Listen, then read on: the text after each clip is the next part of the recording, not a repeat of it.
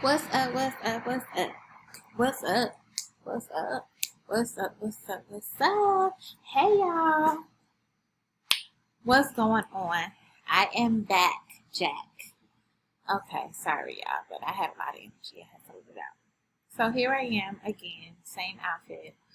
Yeah, it was rough. It was a rough week, y'all, because like, yeah, I should have been changing clothes for like different days, but it's cool.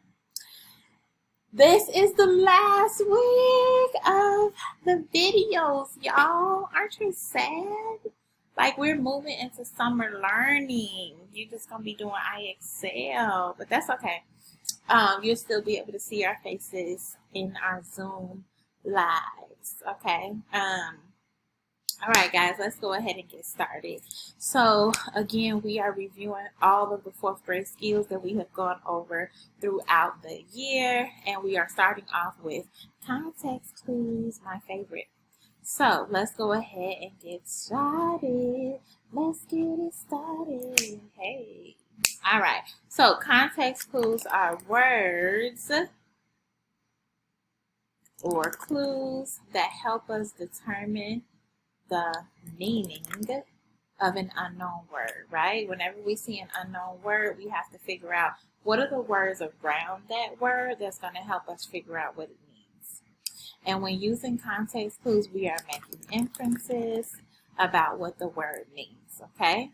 So let's go ahead and move on to our first word. All right, it says, what is the meaning of the word petrified? I love that word. I turned into a piece of petrified wood, afraid to move so much as a finger lest I call attention to myself. I didn't dare even glance at Mr. Christman.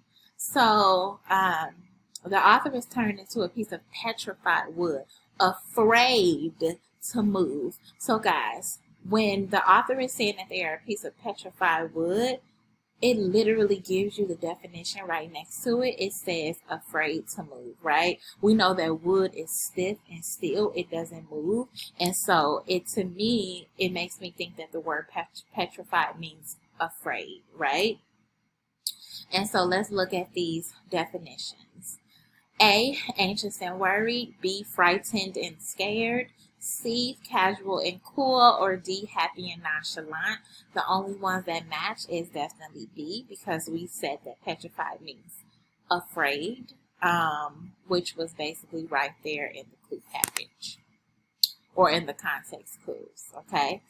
And so we have afraid to move.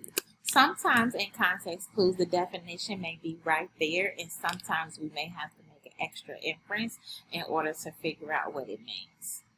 This one was a little bit easier. So let's go to number 2. It says, what is a synonym for the word ecstatic? In the passage, it says Mr. Christman was ecstatic about the reaction the other kids were having to my column. During the next few weeks, we got a dozen letters in the box, okay? So, ecstatic about the reaction. Mr. Christman was ecstatic about the reaction of the other kids. So, we have to figure out, how did the kids react? If they were sending dozens of letters in the box, that tells me that they must have really liked the column, right? The column is like what someone writes in a newspaper. They must have really liked it if they were sending in a lot of letters. And so ecstatic to me must mean like excited or happy.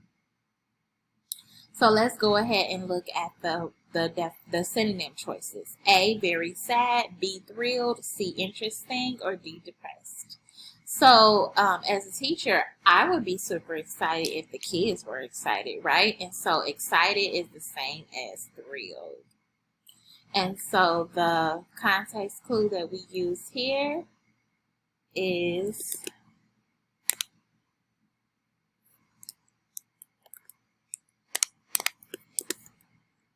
the reaction the other kids were having, and then we got a dozen letters in the box.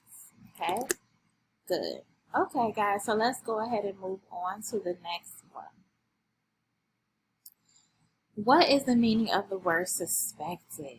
Okay, except for Lisa, no one suspected me, not for a moment. So it says except for Lisa, right? No one suspected me, meaning that nobody knew that it was that person except for Lisa, right? So what is the meaning of the word suspected? Doubted, knew, thought, had, knew. Nobody knew, right? Except for Lisa. So let's go ahead and put that as our clue.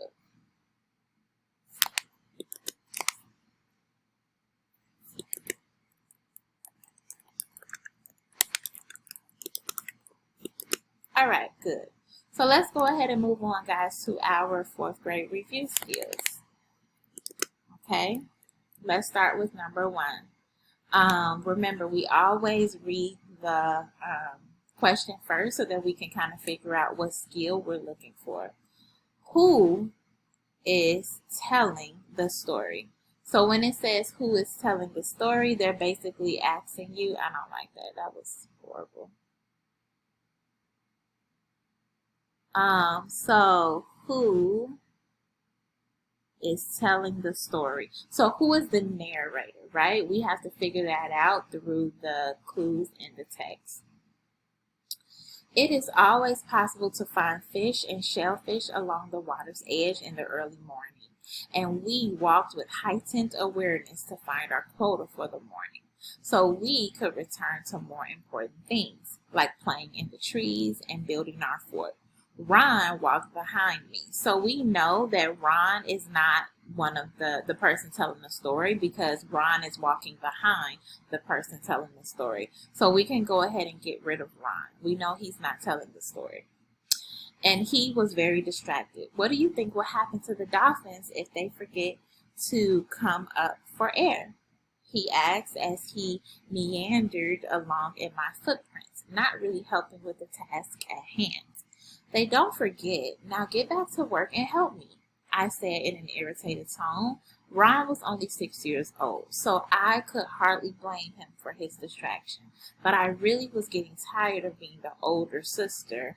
So it says I was getting tired of being the older sister. So we know that the father cannot be the person telling the story, right? In charge all the time. Anna, he said, are you mad at me? This made me feel guilty for snapping at him.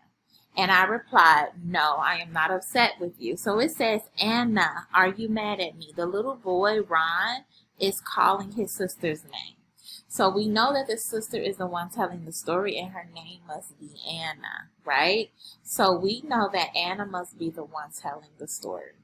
And narrator is not, we know that Anna is the narrator, but it's not specific enough to what the question is asking us. Okay, good. Let's go ahead and continue on. 2. Which of the above words represents automatopoeia? Oh, we have a figurative language question. So let's think back to what automatopoeia means. Automatopoeia is a sound word, right? Look at how I'm putting my clues next to it so that I can remember.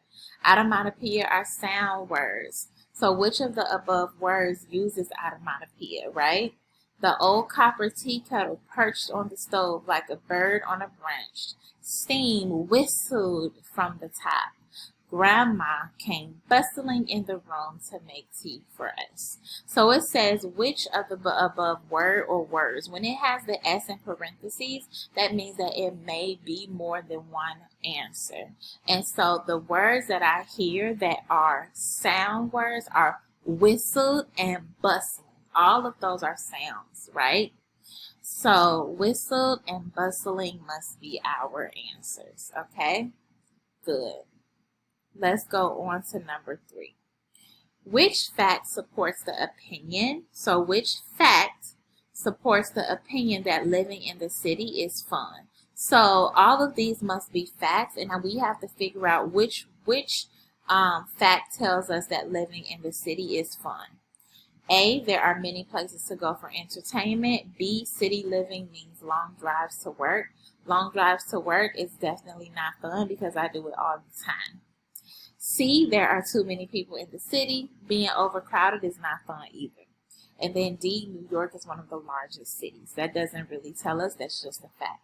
So A really tells us that it's a fun city because it's a lot of entertainment, right? That means that it's things to do for fun. Okay, guys, so we're going to shut off. The video is going to stop, and then we're going to continue with part 2.